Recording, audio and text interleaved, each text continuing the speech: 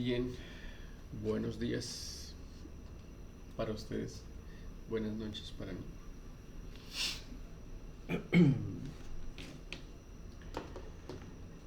Eh, Estamos masticando el texto, lo que se pone en juego en las relaciones pedagógicas de la profesora Graciela Frigerio.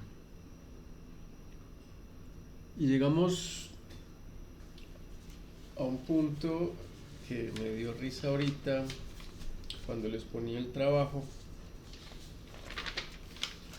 Ese punto es alrededor de la presencia.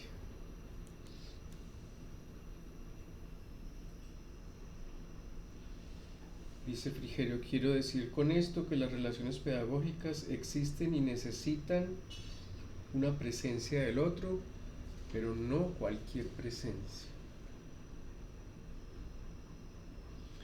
Entonces, obviamente, me pregunto qué tipo de presencia. Y siguiendo pues lo que plantea la profesora, eh,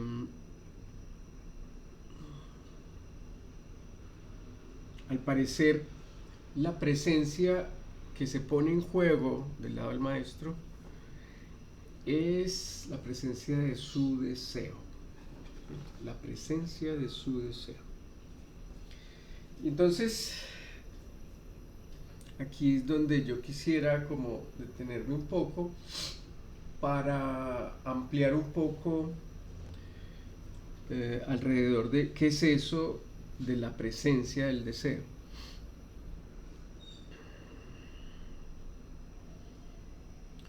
Y pensemos en lo siguiente. Igual me gusta irme como a las experiencias originales o iniciales, digámoslo así. El niño, el bebé. Y entonces pensemos en que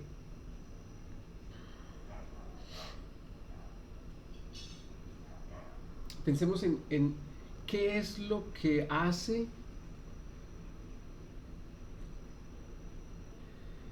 que el bebé perciba la presencia del otro.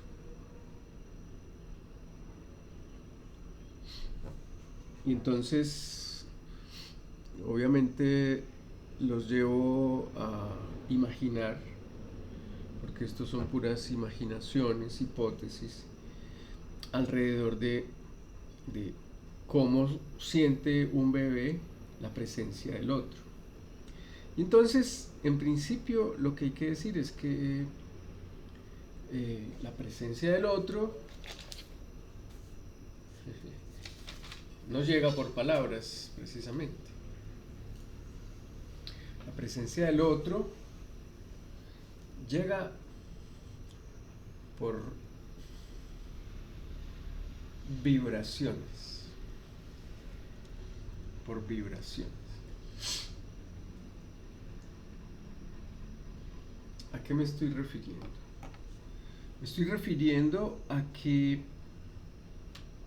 un nuevo organismo humano que no sabe qué es el lenguaje, no sabe qué son las palabras, digamos, no,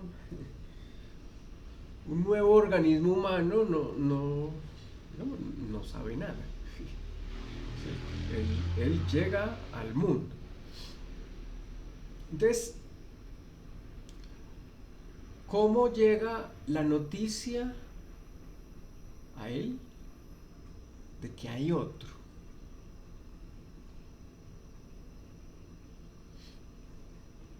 El psicoanálisis, aquí les estoy traduciendo y les digo vibraciones. El psicoanálisis tiene una palabra extraña, la lanca. Pero bueno, no usemos la palabra psicoanalítica, sino una palabra más cercana a nosotros que puede ser vibraciones. ¿A qué me estoy refiriendo con vibraciones? Me estoy refiriendo a que cuando el bebé comienza a construir su sistema nervioso central. Eso quiere decir que comienza a sentir. ¿Mm? Y entonces habría que decirse, ¿y qué siente? ¿Cierto? ¿Qué percibe? Y lo que percibe... Allá atrás pasó mi hija con el plato de comida. Lo que percibe un bebé cuando está en el vientre es eso que podríamos llamar las vibraciones.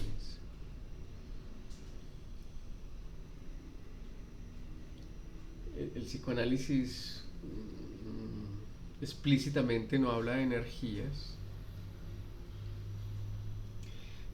pero sí habla de que comenzamos a tener noticia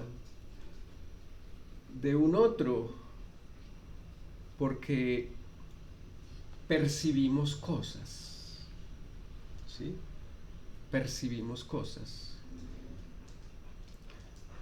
a punta de ruidos, a punta de vibraciones, a punta de afectos, a punta de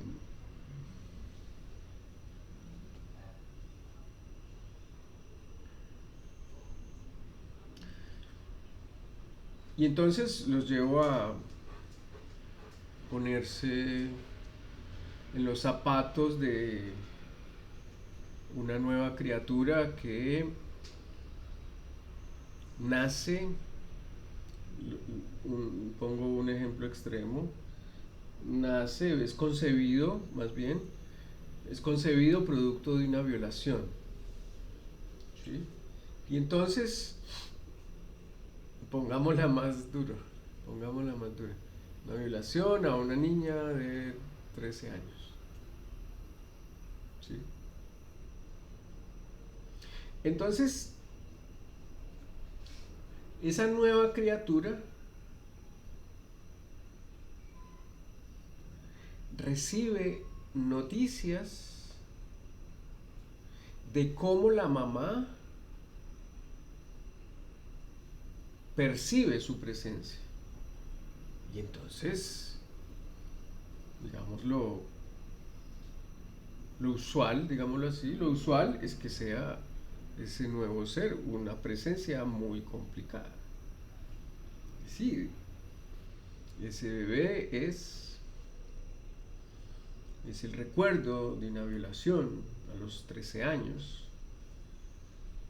Entonces,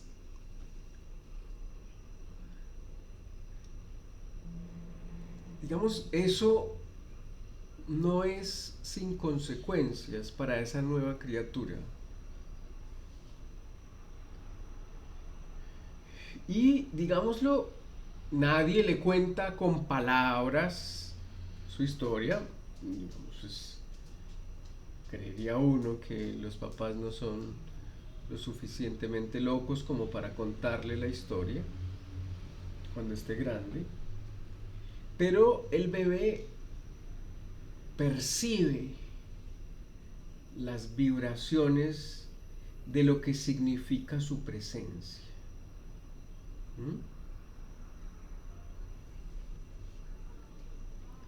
Cuando hago el énfasis en eso de las vibraciones, en que no son palabras, en que es como una energía,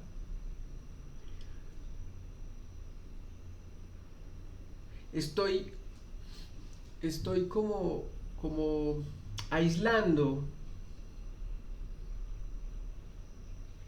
lo más importante de la presencia entre sujetos. Digamos, lo más importante de la presencia entre sujetos es la presencia, es... Ustedes aquí, por ejemplo, ustedes aquí, creería yo, alcanzan a percibir algo de mi energía cuando escuchan esta grabación. ¿cierto? Y desde ayer, pues cuando les dije, miren cómo va a ser un encuentro extraño y miren cómo va a ser la clase, y entonces, digamos, desde anoche, o sea, hoy para mí, desde anoche ustedes están en medio sintonía con lo que yo les voy a decir, bueno, entonces mañana, ¿qué voy a hacer? A las 10 de la mañana, entonces, ¿qué me voy a poner a hacer después? Y entonces, ¿cómo así que dos videos? ¿Y cómo así que ya envió un video, pero seguro todos lo abrieron y, y se dieron cuenta que solo va a ponerse en estreno a las 8 y 7 de la mañana? Eso. Eso que percibe uno finalmente, yo no sé si decirlo más acá o más allá de las palabras. Digo más acá cuando me refiero a la experiencia infantil de un bebé que aún no tiene palabras, pero percibe la presencia. Sí, a ese bebé, incluso en el vientre, se le transmiten noticias. Se le transmite si es alojado, si no es alojado. Se le transmite si hay tranquilidad, si hay sorpresas. Es decir, se le transmite todo. Se le transmite todo.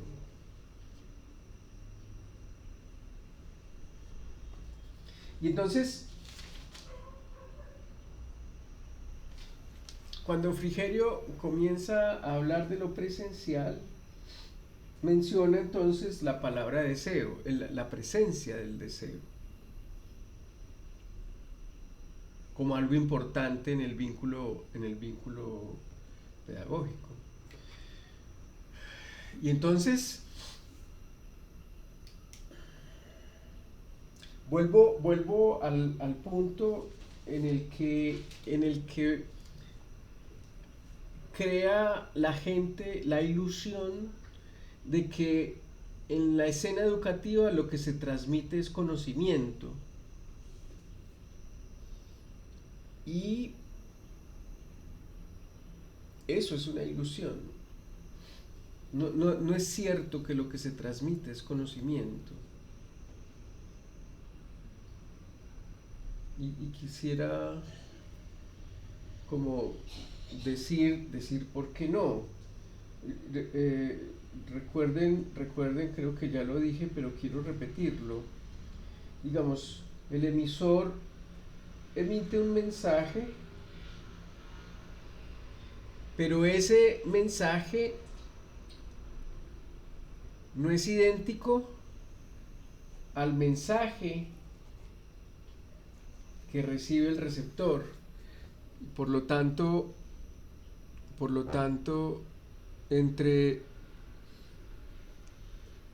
el mensaje del emisor y el mensaje del receptor hay una diferencia.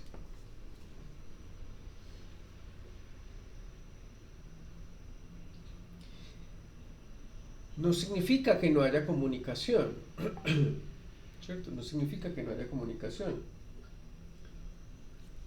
Lo que significa es que el emisor, o sea, el maestro, el emisor muestra cómo se vincula con su mensaje, con su saber,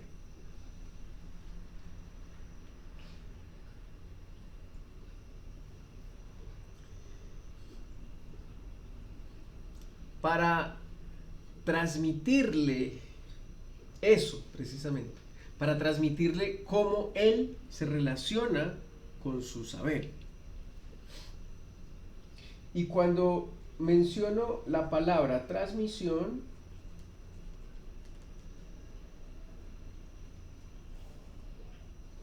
insisto, no es transmitir un mensaje, es transmitir algo que sucede y les traigo a colación el texto que trabajamos en el primer momento del diplomado. Lo que se pone en juego es esa corriente subterránea. ¿Mm? Es decir, lo que estamos como haciendo explícito aquí es que el vínculo pedagógico, en tanto vínculo, es entre sujetos. ¿Mm? Es entre sujetos. Y el vínculo entre sujetos va más allá de las palabras. Por eso inicio hablando de el vínculo de una mamá con el bebé que tiene en el vientre. No se trata de palabras en ese vínculo, de mamá con el bebé aún en el vientre. Y entonces, de igual manera, digamos, cuando uno da una clase, no se trata de palabras.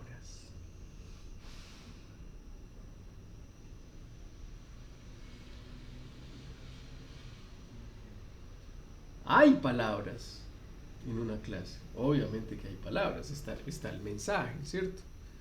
Está el mensaje que quiero transmitir. Está el mensaje que quiere transmitir el emisor.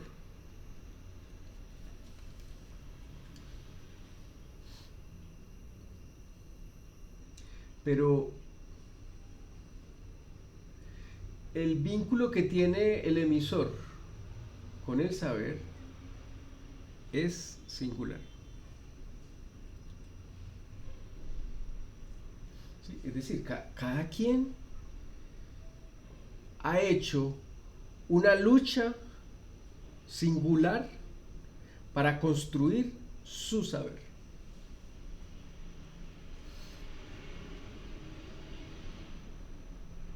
A mí me parece una ilusión cuando algunas investigaciones en el estado del arte dicen, dicen algo así como, miren todas las investigaciones que busqué, lo mío nadie lo ha investigado. Y digámoslo, obviamente, obvio que nadie lo ha investigado, porque a vos es a quien te interesa eso. Sí, yo creo que ni en una investigación doctoral, no sé quién tiene doctorado aquí, creo que Catalina tiene doctorado, no sé si alguno más, ni en una investigación doctoral que uno demora 5 años, el estado del arte da cuenta de todo lo investigado en el mundo. No se trata de, no se trata de eso cuando uno está armando el proyecto. Cuando uno está armando el proyecto se trata de que efectivamente uno le imprima lo singular a la pregunta de investigación. ¿Sí? Que uno le imprima lo singular a la pregunta de investigación.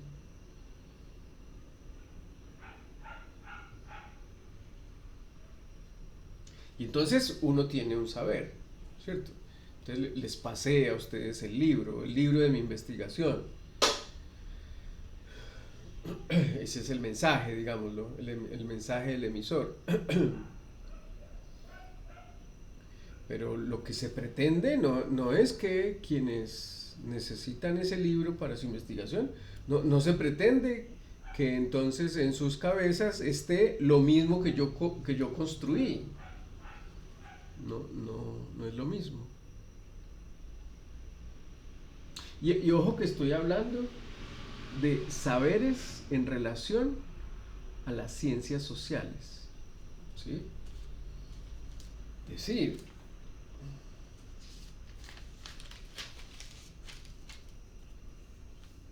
mm,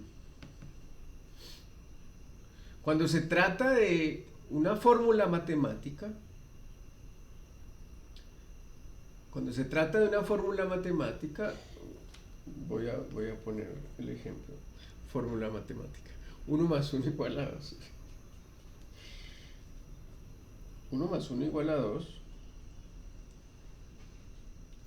El emisor El emisor tiene un saber que es 1 más 1 igual a 2.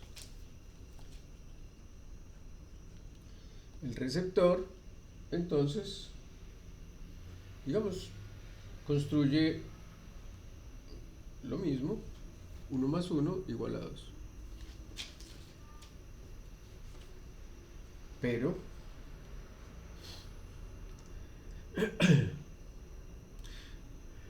no sé si lo mencioné aquí. Por ahí hay un video en el que yo le estoy enseñando a Julia a sumar, cuando ella tenía, no sé, 4 años, 5 años. Y entonces, digamos, ella aprende a sumar.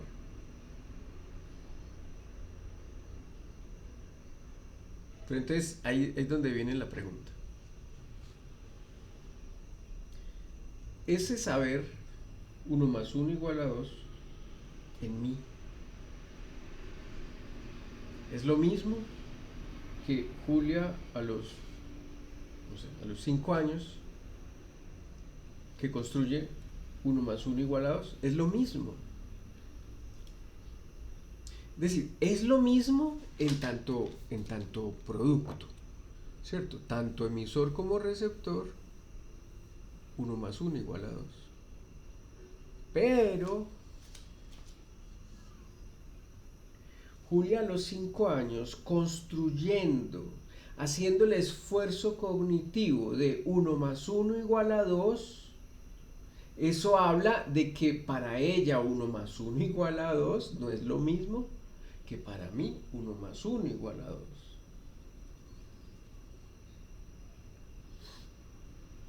¿Mm? Si usted está enseñando una integral, si usted está enseñando un idioma, si usted está enseñando lo que sea, usted se relaciona con ese saber de una manera específica. Y casi que lo que se transmite, lo que se transmite es el deseo. ¿Sí? Es decir, uno como profe lo que hace casi que finalmente es empujar, hacer, inventarse formas para que el otro desee. ¿Mm? Y aquí me detengo un poco para diferenciar el deseo del capricho.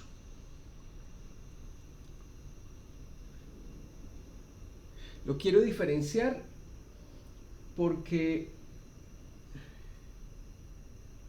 a veces con este asunto de la singularidad, a veces se tiene la idea de que entonces hay que dejar al estudiante que construya su deseo. Y no. Y termino diciendo, no, nunca. Y entonces aludo a lo que me gusta aludir, que es a lo más primigenio. ¿Cómo se comienza a construir el deseo de un bebé?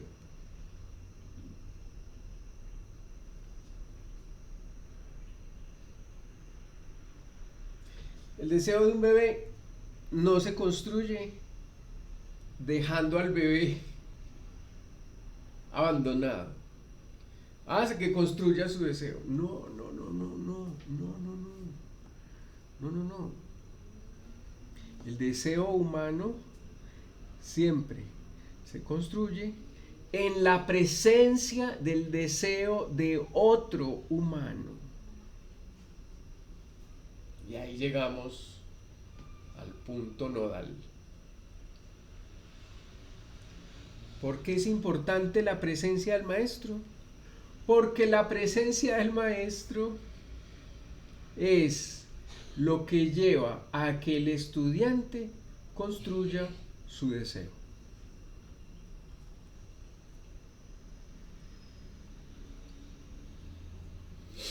Pero entonces, ojo, ojo, vamos despacio. ¿A qué me refiero con que vamos despacio? no es magia. Es decir, no quiere decir que entonces yo estoy en clase con 25 estudiantes y por mi deseo hacia la filosofía, hacia el psicoanálisis, entonces mis 25 estudiantes van a querer aprender filosofía, aprender psicoanálisis. No, eso no es magia. Eso no es magia. Porque para que suceda lo que yo estoy diciendo, que se contagie el deseo, se necesita que el estudiante consienta que yo sea su maestro. Y eso, tal vez hay que decirlo, por suerte, no pasa siempre. Es decir, yo no soy maestro de todos mis estudiantes. Yo no soy maestro de todos mis estudiantes. Porque el estatuto de maestro no me lo da el contrato laboral. El estatuto de maestro no me lo da el hecho de que los estudiantes lleguen a mi clase. No, eso no me lo da. El estatuto de maestro me lo da el estudiante, cada uno de manera singular.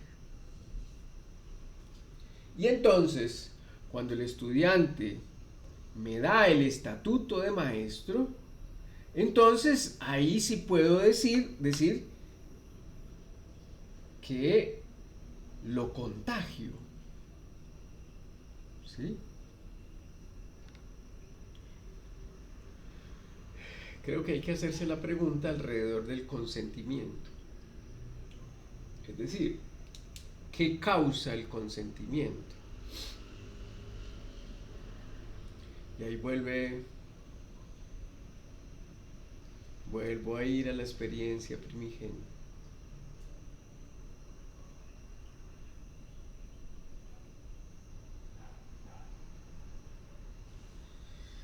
La experiencia primigenia de un niño. Un niño como consiente a sus padres. Fíjense que estoy diciendo un niño como consiente a sus padres. Es decir, estoy partiendo de la idea según la cual el vínculo padre-hijo no es natural. Se necesita un consentimiento mutuo. Se necesita un consentimiento mutuo.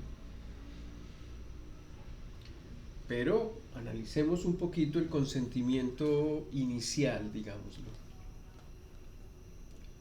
Y el asunto es así de sencillo. Nace el bebé.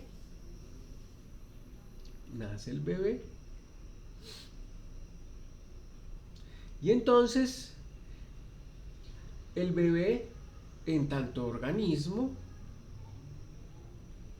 necesita cosas. Necesita comida fundamentalmente. Y entonces ese bebé o esa bebé comienza a experimentar que alguien le da eso tan valioso que es comida. Alguien le da eso tan valioso que es abrazos. Alguien le da eso tan valioso que es limpieza. Y entonces, es ahí donde fácilmente sucede el consentimiento. Es decir, ¿cuál es la experiencia que tiene un bebé con sus cercanos? La experiencia que tiene un bebé con sus cercanos es que sus cercanos son su mundo. ¿cierto? Son su mundo.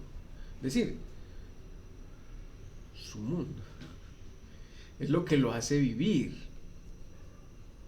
Es lo que lo hace vibrar. Es lo que lo hace reír. Es lo que lo hace llorar. Sus cercanos son su mundo. Y entonces ellos, esos cercanos, son absolutamente vitales para su vida.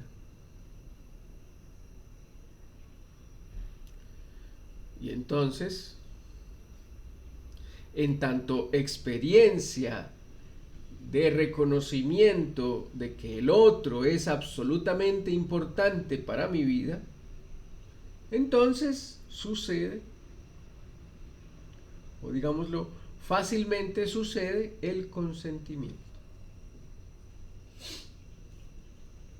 Sí, fácilmente sucede el consentimiento. Es decir, fácilmente sucede que la palabra de la mamá sea importante para ese hijo. Fácilmente sucede que la palabra de ese papá es importante para ese hijo. ¿Por qué? Porque ese papá o esa mamá o los cercanos a su vida son su mundo, son lo que lo hacen vivir, son los que le dan una identidad, son los que lo hacen vibrar, son los que lo hacen vivir, son los que lo hacen reír, son los que lo hacen llorar, es decir, son la vida. Y entonces fácilmente sucede el consentimiento.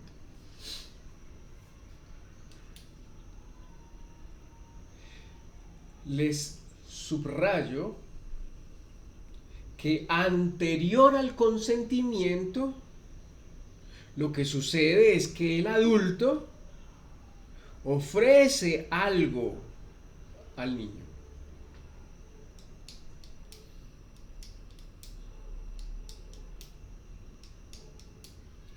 Y el niño hipnotizado, porque un niño es hipnotizado con su papá y su mamá. Cuando digo hipnotizado quiere decir que su mundo son ellos dos. Su noción de realidad son ellos dos. Y entonces el niño es hipnotizado a partir de la noción de realidad de sus padres.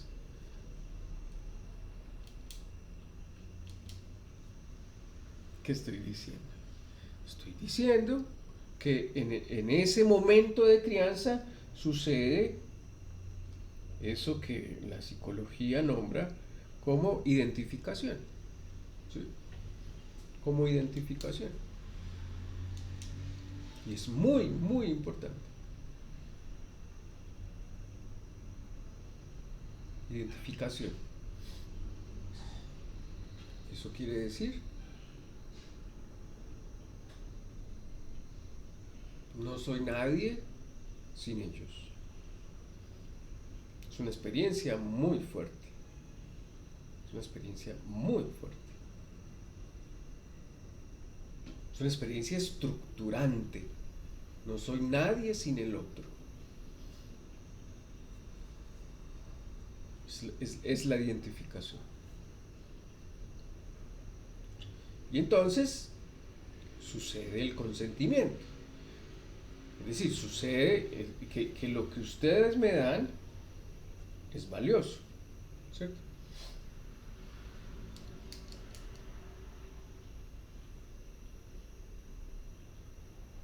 Y entonces el niño empieza a estructurar su deseo. ¿A partir de qué?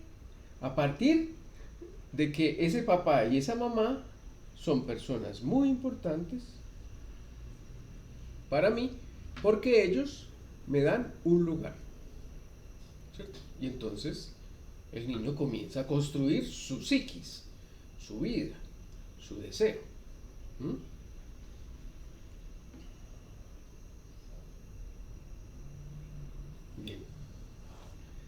traslademos eso que estoy nombrando de la crianza de un niño, trasladémoslo a la escuela.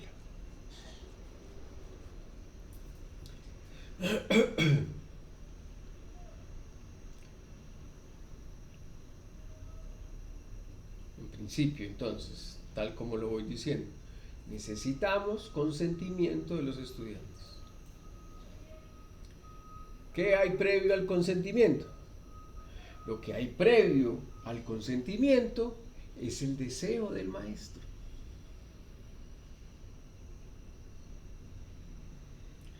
El deseo no es espontáneo. El deseo del estudiante no es espontáneo. El deseo del estudiante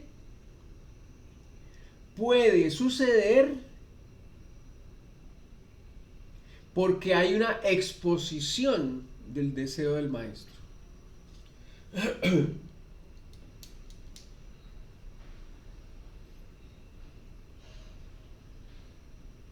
Sí, y a qué me estoy refiriendo con el deseo del maestro? Sí, me estoy refiriendo a que Marlon Cortés no puede dar clase de neuropsicología. Marlon Cortés no puede dar clase de religión. No. Marlon Cortés tiene que dar clase de psicoanálisis, tiene que dar clase de autismo, tiene que dar clase de investigación, porque pedagogía, autismo, investigación, digamos, son los tres campos en donde está puesto mi deseo. Y entonces yo ofrezco mi deseo y posiblemente mis estudiantes consientan a eso. Cuando digo consientan, me refiero a... me pasó algo simpático la semana pasada con mis estudiantes de investigación cualitativa. Tengo un curso de investigación cualitativa. Entonces yo estoy iniciando una investigación nueva sobre autismo. Y entonces, pues llevamos 2 meses y medio, 3 meses, yo hablándoles de mis investigaciones y los puse a investigar a ellos una pequeña investigación como para pasar por una experiencia de investigación. Entonces les dije, voy a necesitar un estudiante para la investigación que estoy haciendo sobre autismo. Y todos levantaron la mano y yo, profe, yo. Fue muy simpático, pues realmente no me esperaba eso, pero entonces, ¿cómo leo yo eso? Sí, ¿cómo leo yo eso? Lo leo como un proceso de identificación, ¿cierto? Estos jovencitos de 22 años, 23 años, ven a un viejo de estos con la experiencia en investigación y con la pasión que les hablo en la investigación, bla, bla. Entonces se pegan. Y entonces, cuando digo se pega, y está bien que se peguen. Yo soy de los que dijo que los niños que están llegando a la universidad, o sea, efectivamente son niños, son jovencitos. Es decir, hay que imprimirles deseo a punta de, o sea, que se identifiquen.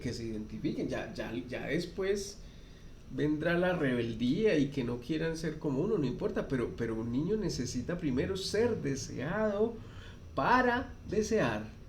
Ahí llegué al punto clave. ¿Cuál es la presencia que necesita un niño alrededor de la escena escolar? ¿Cuál es la presencia? La presencia del deseo del maestro. ¿Para qué? Para que ese niño, ese joven, ese adolescente, ese adulto, para que ese estudiante se identifique un poco al deseo de uno.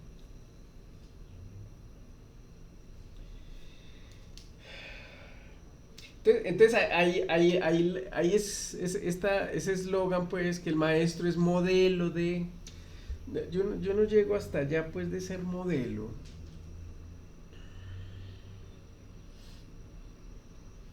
pero por lo menos sí, sí sé que solo se aprende a desear en contacto con gente que desee. Es así.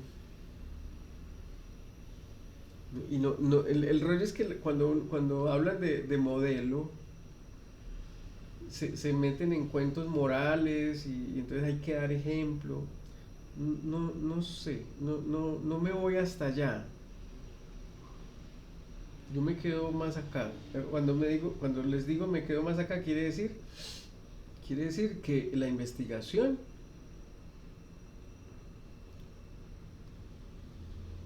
está en mi campo de deseo y entonces mis estudianticos jovencitos les gustaría investigar conmigo. Claro, está bien, eso es. Eso es, cuando a mí la gente dice, ay, estos jóvenes, ay, sí, bueno, cuando escucho a Catalina decir, es que hay jóvenes, estos jóvenes no quieren aprender, no sé qué, yo digo, eh, no sé.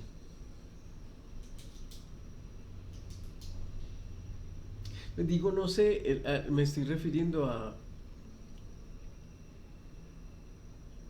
que cuando un joven no desea, es porque los maestros, es porque sus maestros se están equivocando en algo. Por lo menos, igual como lo estamos haciendo con Catalina. Uy, ya son las 10. Ay, ya llevo 45 minutos. Alexa, apaga. Mm, como lo está haciendo con Catalina, por lo menos que los maestros intentemos identificar cuál es nuestra parte. Digo cuál es nuestra parte porque hay otras partes que no son nuestras. Hay contextos familiares que no son nuestros, hay contextos sociales que no son nuestros. Sí, digámoslo, el elemento que más inhibe al saber es una pantalla. ¿Sí? Lo que más inhibe al saber es una pantalla. Pues me refiero a nuestro contexto actual de TikTok, Instagram, OnlyFans. Es decir, son un montón de pantallas que embrutecen, hay que decirlo. Embrutecen. Bueno,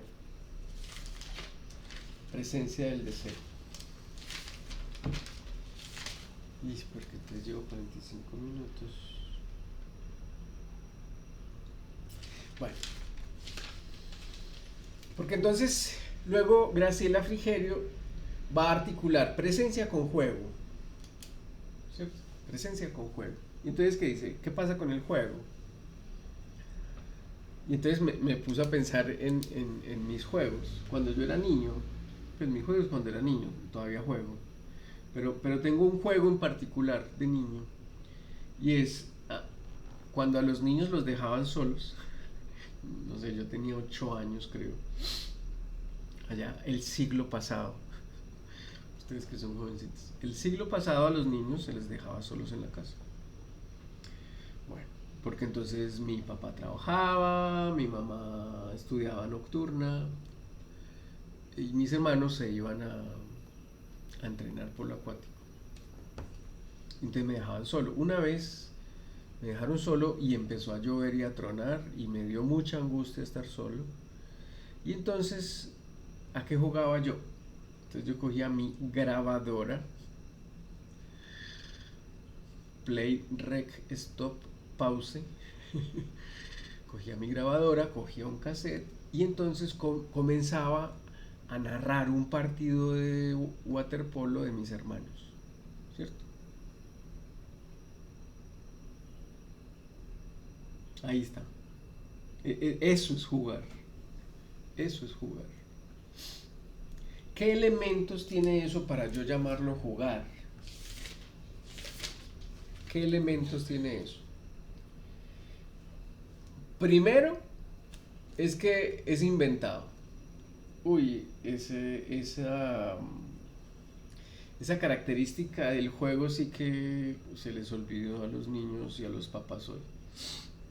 Que un niño se invente algo, eso sí que es juego. Es decir, es lo más neural del juego, lo más neurálgico del juego. ¿Por qué? Porque es un asunto de invención, ¿cierto? También se juega fútbol, ¿cierto? Que no es inventado, pero digamos hay distintos modos de jugar. A mí me parece que cuando un niño se inventa un juego, está poniendo en operación asuntos cognitivos de la más alta alcurnia. De la más alta alcurnia. ¿Y qué es la más baja alcurnia? La más baja alcurnia son los juegos en donde los niños no utilizan la fantasía, ¿cierto? Alta alcurnia, usar la fantasía. Graciela dice, hacer presente lo ausente. Ahí llegamos.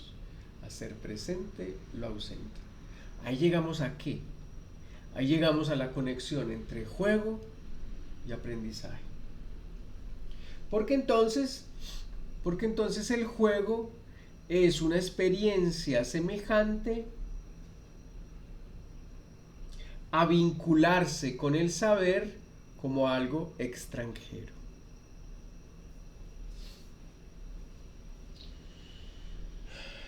Bien, el juego es un invento. Digamos, lo más neurálgico del juego es que es un invento. Segundo, lo más neurálgico del juego es que transforma. ¿Sí? Es decir, transforma una cajita de fósforos en un carro. Eso, transforma por medio de la imaginación. Tercero, hay disfrute.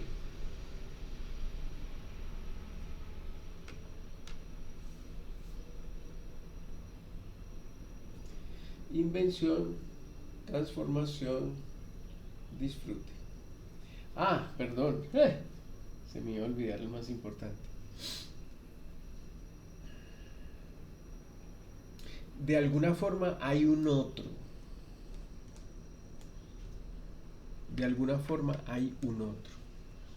Invención, transformación, disfrute, presencia de otro. Aunque el juego sea en soledad, el niño trae la presencia de otro.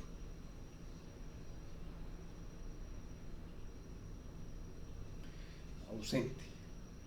La presencia de un ausente. Y entonces, digámoslo, si volvemos a ese Marlon niño, ¿qué hizo? Hizo presente la ausencia de sus hermanos. ¿Sí? Hizo presente la ausencia de sus hermanos.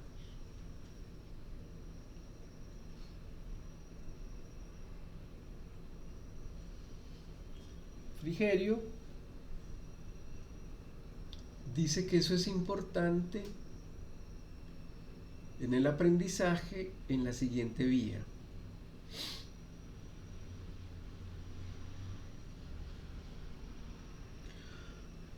Una cosa es, vamos aquí al ejemplo del 1 más 1 igual a 2. Una cosa es yo enseñándole a Julita con dos lapiceros, 1, 1, 2, 1, 1, 2.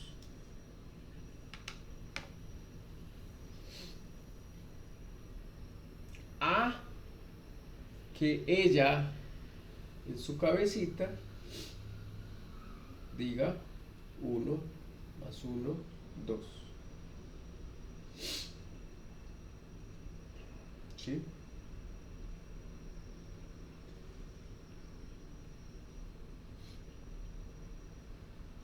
Porque entonces el proceso por medio del cual el sujeto pasa de la cosa al saber, ese es un esfuerzo. Ese es un esfuerzo.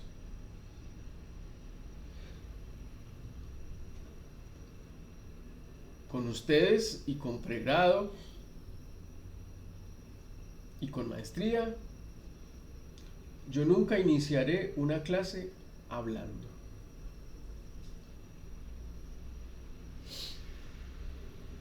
Porque necesito que el estudiante caliente motor, que el estudiante comience a poner a funcionar su cerebrito,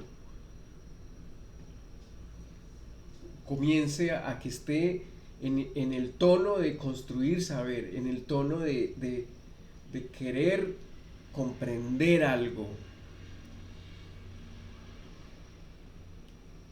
que es lo que hacía Julita con el 1 más 1 igual a 2. Hay un esfuerzo cognitivo de comprender 1 más 1 igual a 2. Es necesario que haya un esfuerzo cognitivo para poder aprender. Pero el esfuerzo cognitivo, que lo estoy llamando consentimiento, necesita de un vínculo. Sí, necesita de un vínculo. Con Julita me pasa algo que es hasta complicado. Y es que no le aprende casi a su profesor de matemáticas. Y entonces alguien podría decir, Julia no sabe matemáticas, pero no es así. Cuando yo le enseño matemáticas, ella aprende. Yo, su papá, conmigo consiente aprender matemáticas fácilmente. Conmigo consiente aprender matemáticas fácilmente. Porque hay un vínculo de confianza, un vínculo amoroso.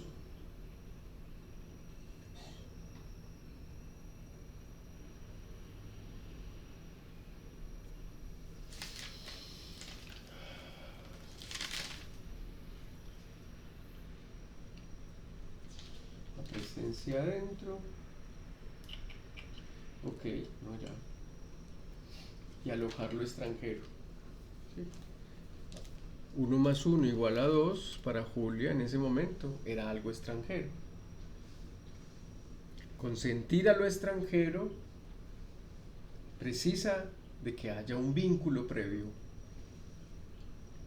¿Cómo se construye el vínculo? Se construye cuando uno expone su deseo. Y eso es una clase. Una clase es exponer el deseo. Bien. 54 minutos de clase. Espero haberlos removido lo suficiente para seguir comprendiendo lo que Graciela Frigerio nos dice alrededor de lo que se pone en juego en las relaciones pedagógicas.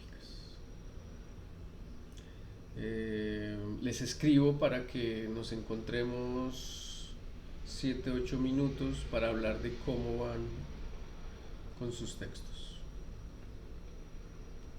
Chao, chao y deseenme suerte.